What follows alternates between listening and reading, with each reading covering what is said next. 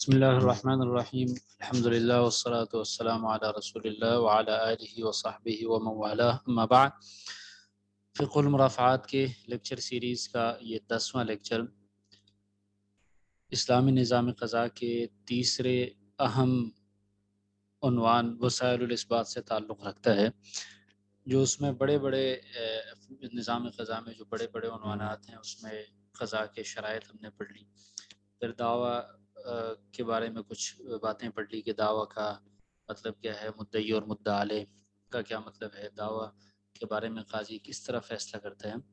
یہ ایک تیسرا بڑا اہم ٹاپک ہے کہ قاضی دعویٰ کا فیصلہ کرنے میں جن چیزوں کو مد نظر رکھتا ہے، جن دلائل کو مد نظر رکھتا ہے، ان کو وسائل الاثبات کہا جاتا ہے، جن کے ذریعے مدعی اپنا دعویٰ ثابت کرتا ہے یا مدعا علیہ کے حق میں فیصلہ کیا جاتا ہے، جس میں سے آج ہم اقرار کے بارے میں پڑھیں گے۔ تو وسائل الاثبات کافی سارے ہیں، ان میں کسی کے وسیلہ اثبات ہونے میں اختلاف ہے اور بعض پہ اتفاق ہے۔ بہرحال جمہور اس بات کے قائل ہیں کہ ان کی تعداد متعین ہے، جتنی بھی ہے لیکن ان کی تعداد متعین ہے، اس کی تفصیلات میں پھر ان کے درمیان اختلاف ہے۔ جبکہ امام ابن تیمیہ اور ابن القیم رحمہم اللہ یہ فرماتے ہیں کہ ان کی کوئی تعداد متعین نہیں ہے، بلکہ وسیلہ اثبات ہر اس چیز کو کہتے ہیں جس سے قاضی کے ہاں کوئی چیز ثابت ہو سکے۔ قاضی جس کو کافی سمجھے کہ اس سے فلاں بات ثابت ہو رہی ہے تو وہ وسیلہ اثبات ہے،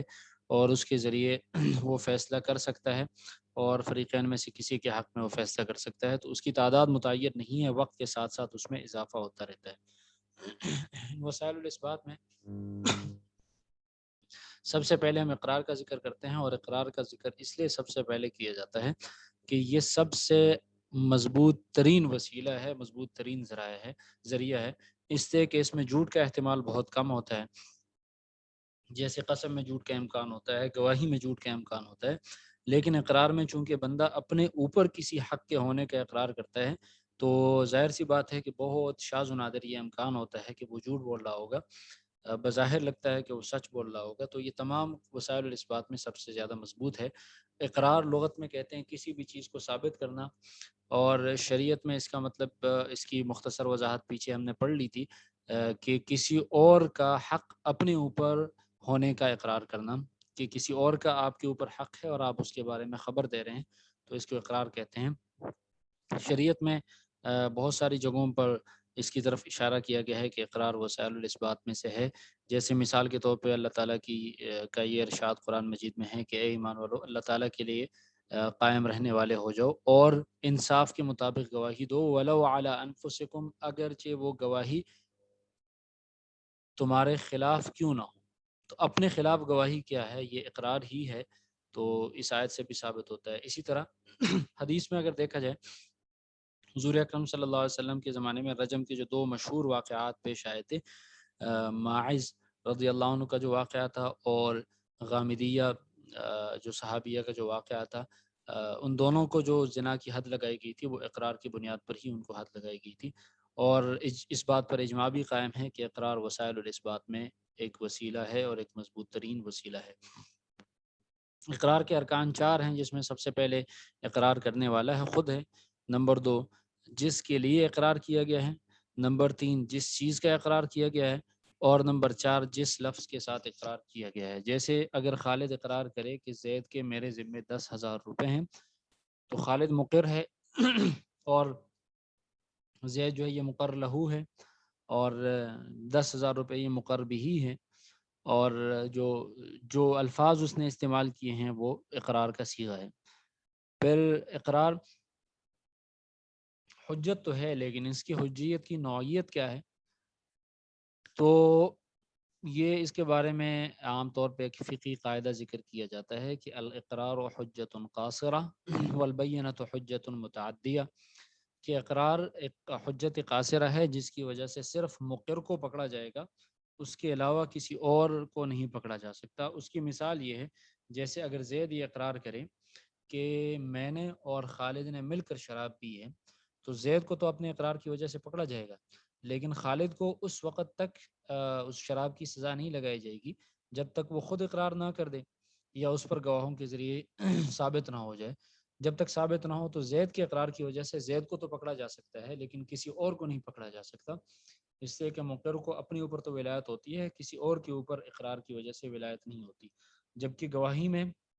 گواہوں کو دوسرے کے اوپر ولایت ہوتی ہے. جب دو گواہ کسی معاملے میں پورے ہو جائیں اور قاضی ان پر اعتماد کر سکے تو اس کی وجہ سے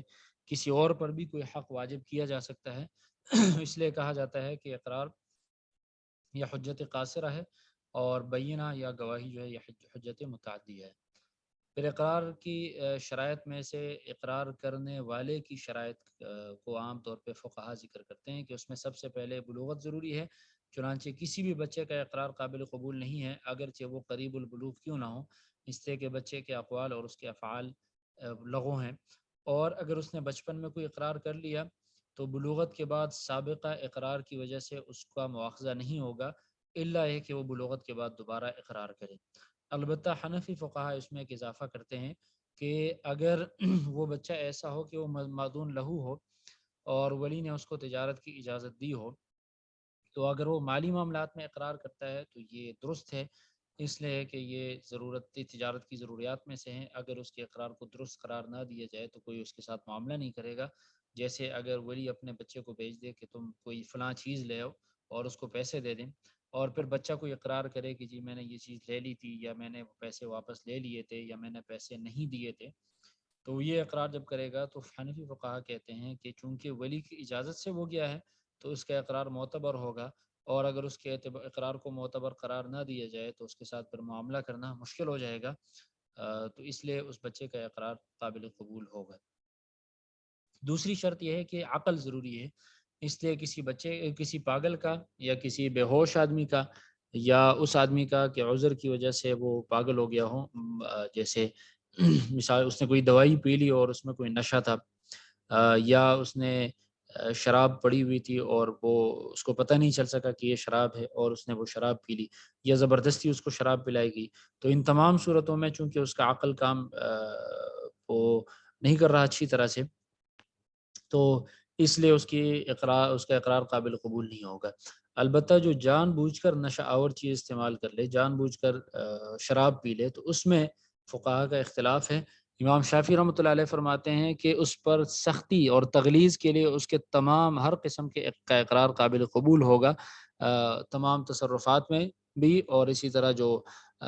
کرمنل میٹرز ہیں اس میں بھی اس کا اقرار قابل قبول ہوگا، اس لیے کہ اس نے گناہ کا کام کیا ہے تو یہ رخصت اس کو نہیں دی جا سکتی کہ اس کا اقرار قابل قبول نہ ہو. مالکی اور حنابلہ کہتے ہیں کہ اس کا اقرار بالکل قابل قبول نہیں ہے، اس لیے کہ وہ عقل مند ہے ہی نہیں، عقل اس کے پاس ہی نہیں ہے. جبکہ حنفیہ کہتے ہیں کہ مالی معاملات میں اور جو احوال شخصیہ ہیں، فیملی میٹرز ہیں، ان میں اس کا اقرار قابل قبول ہوگا، لیکن اس کے علاوہ جو حدود کیسز ہیں جیسے حد زنا ہے، حد سرقہ ہے، تو اس میں ان میں اس کا اقرار قابل قبول نہیں ہوگا، اس لیے کہ ایک شبہ تو ہے کہ وہ چونکہ عقل اس کی ٹھیک نہیں ہے تو وہ شاید غلط بول رہا ہے. تو اس شبہ کی وجہ سے، چونکہ شبہ کی وجہ سے حد ساقط ہو جاتا ہے، تو یہاں پر بھی حد ساقط ہو جائے گا اور حد کو ایسے اقرار کے ذریعے ثابت نہیں کیا جا سکتا. البتہ مالی معاملات میں اور فیملی میٹرز میں اس کا اقرار قابل قبول ہوگا. تیسری شرط یہ ہے کہ وہ اپنے اختیار سے اقرار کر رہا ہو، چنانچہ اگر اس پر زبردستی اس سے اقرار دلوایا گیا تو اس کا اقرار جو ہے وہ درست ہی نہیں ہے، اس لیے کہ اقرار تو اس وجہ سے قابل قبول تھا کہ اس میں جھوٹ کا امکان نہیں تھا. تو اب اگر کسی آدمی کو زبردستی اقرار کرنے پر مجبور کیا جائے تو اس میں یہ احتمال ہے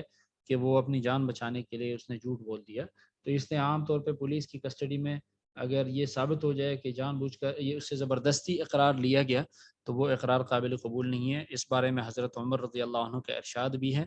کہ کسی آدمی کو اپنے بارے میں امین نہیں سمجھا جائے گا، امانت دار نہیں سمجھا جائے گا، یعنی اس کی بات پر اعتماد اور بھروسہ نہیں کیا جائے گا اگر میں اس کو ڈرا دوں یا اس کو بھوکا رکھوں یا اس کو باندھ دوں. یعنی اس کو کسی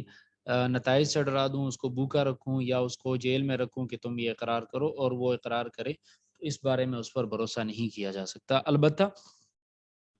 اگر اس پر زبردستی کی گئی اور زبردستی جس اقرار کو لینے کے لیے کی گئی، اس پر زبردستی کی گئی کہ آپ قتل کا اقرار کر دیں اور اس نے زبردستی کی وجہ سے قتل کا اقرار بھی کر لیا اور پیسے لینے کا بھی اقرار کر لیا، تو وہ جو جس چیز پر اس کو مجبور کیا گیا تھا صرف قتل کے اقرار پر، تو وہ تو درست نہیں ہے، لیکن جس پر اس کو مجبور ہی نہیں کیا گیا تھا اور وہ اس نے اپنی طرف سے کوئی اقرار کر لیا، تو وہ اقرار اس کا درست ہے اور اس کی وجہ سے اس کو پکڑا جائے گا۔ چوتھی شرط یہ ہے کہ اقرار کے بارے میں اس پر کوئی تہمت نہ ہو۔ تہمت کا مطلب یہ ہو سکتا ہے، اس کی ایک مثال ہے، جیسے فرض کریں ایک آدمی بستر مرگ پر ہے اور اس کی کوئی بیوی ہے جس سے اس کو محبت ہے، وہ اس کو نوازنا چاہتا ہے، تو اس کے کئی طریقے اس کے ذہن میں آئے۔ پہلا طریقہ یہ ہے کہ اس کو کوئی گفٹ کر دے، تو مرض الموت میں تو گفٹ کر نہیں سکتا ایک ثلث سے زیادہ۔ دوسرا طریقہ یہ ہے کہ اس کے لیے وصیت کر دے، تو وصیت تو وارث شرعی وارث کے لیے ہو نہیں سکتی۔ تو تیسرا طریقہ اس نے یہ سوچ لیا کہ میں یہ اقرار کر لیتا ہوں کہ میں نے اپنی اس بیوی سے 3-4 سال پہلے 5 لاکھ روپے قرض لیے تھے۔ تو قرض تو ایسا ہے کہ اس کی کوئی لمٹ نہیں ہے، اور قرض تو وارث کے لیے بھی اقرار ہو سکتا ہے اور کسی بھی وقت ہو سکتا ہے اقرار۔ تو اس نے یہ طریقہ سوچا کہ میں اس کے لیے قرضے کا اقرار کر لیتا ہوں کہ میں نے اس سے قرضہ لیا تھا، تو میرے مرنے کے بعد سب سے پہلے میرے جائیداد میں سے 5 لاکھ روپے اس بیوی کو دیے جائیں گے بطور قرض، پھر باقی جائیداد تقسیم ہوگی اور اس جائیداد میں بیوی کو اپنا حصہ بھی ملے گا۔ تو اس صورت میں یا اپنے بیٹے کے لیے کر دے، بیٹی کے لیے کر دے، تو اب اس صورت میں تہمت ہے کہ شاید یہ جھوٹ بول رہا ہے اور اپنی بیوی کو یا بیٹے کو نوازنا چاہتا ہے۔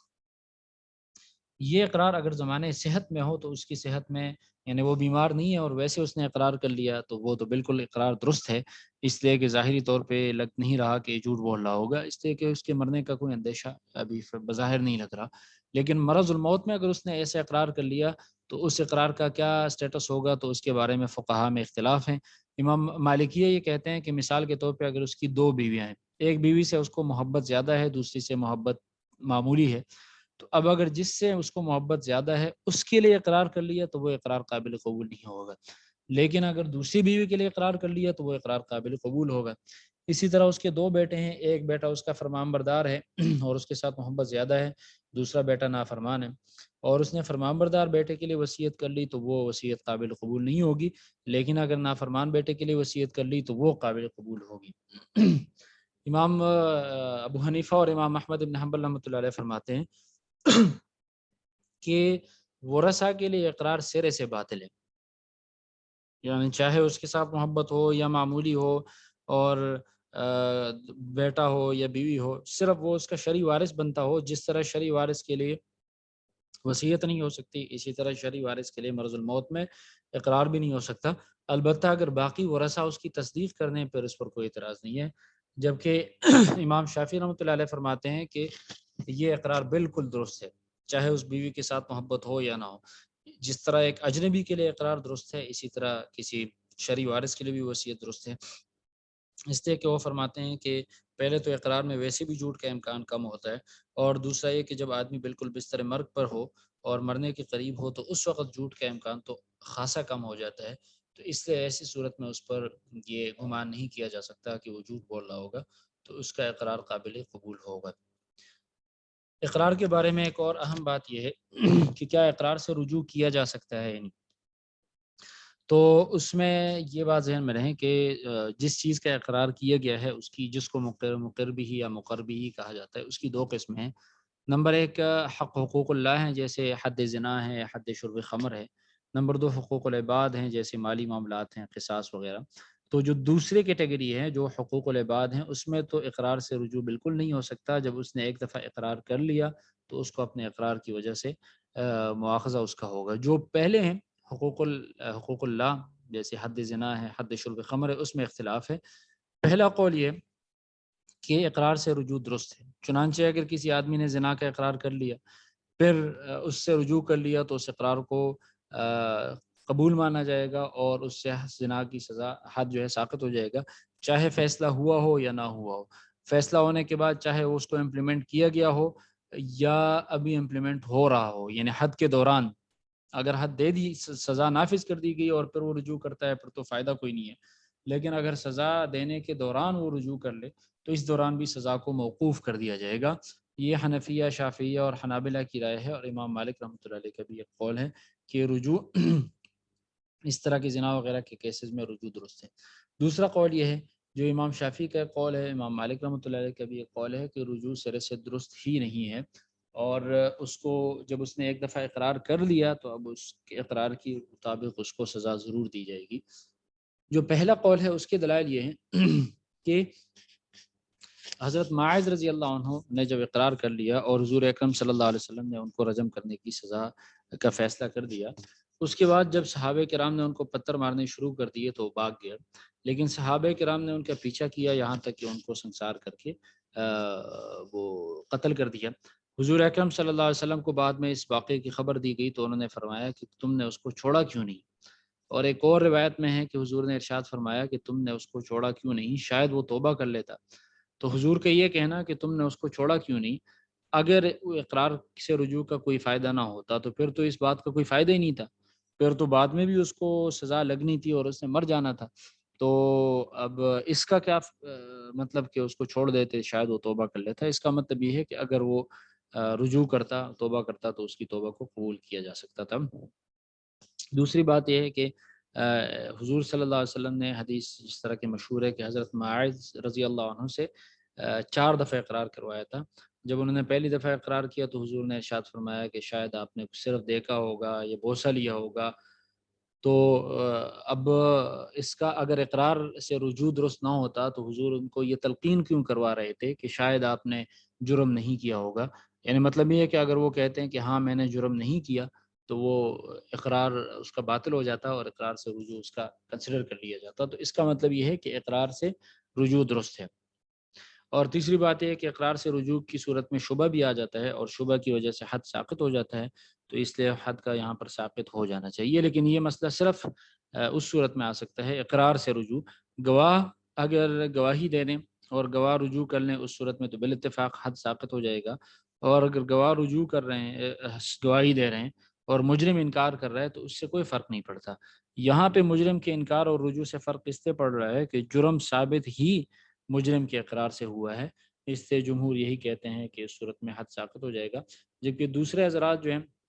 جن کے ہاں حد ساقط نہیں ہوتا وہ یہ فرماتے ہیں کہ حضرت معاذ رضی اللہ عنہ کو اگر رجوع درست ہوتا پھر بھی صحابہ کرام نے چونکہ حضرت معاذ کو قتل کیا تھا، تو اگر رجوع درست ہوتا تو اس کا مطلب یہ ہے کہ حضرت معاذ رضی اللہ عنہ واجب القتل نہیں تھے، جب واجب القتل نہیں تھے تو اس کے قتل پر پھر دیت واجب ہونی چاہیے تھی، جن جن صحابہ نے ان کے قتل کرنے میں حصہ لیا تھا تو ان سب پر دیت واجب کر دی جاتی۔ تو اس لیے اس سے پتہ چلتا ہے کہ رجوع سے قتل ساقط نہیں ہوتا۔ لیکن یہ بات اس لیے کمزور ہے کہ اس وقت تو حضرت معاذ رضی اللہ عنہ صرف باغے تھے، رجوع تو کیا ہی نہیں تھا، رجوع کا امکان تھا، اور اس امکان رجوع کی وجہ سے حضور نے کہا کہ تم اس کو چھوڑ دیتے، رجوع تو ابھی ہوا ہی نہیں تھا، تو اس لیے وہ حسب سابق واجب القتل تھے، اور حضور صلی اللہ علیہ وسلم کے فیصلے کے بموجب اس لیے جن حضرات نے اس کے قتل میں حصہ لیا تو ان پر کوئی حد اس پر کوئی دیت وغیرہ نہیں تھی۔ دوسری دلیل ان کی یہ ہے کہ وہ حدود کو باقی حقوق پر خاص قیاس کرتے ہیں، جس طرح حقوق العباد میں رجوع نہیں ہو سکتا اسی طرح حدود وغیرہ کے کیسز میں رجوع نہیں ہو سکتا۔ تو آج کا یہ لیکچر وسائل الاثبات میں پہلا جو وسیلہ ہے اقرار سے متعلق تھا، اس کے مطابق ہم نے اقرار کی تعریف، اس کی مشروعیت اور اس کے ارکان، اس کے شرائط، اور پھر شرائط میں چوتھی شرط میں تفصیل پڑھ لی، اور پھر اس کے بعد اقرار سے رجوع کا کیا حکم ہے اس کے بارے میں مختصراً ہم نے گفتگو کر لی۔ وآخر دعوانا ان الحمد للہ رب العالمین۔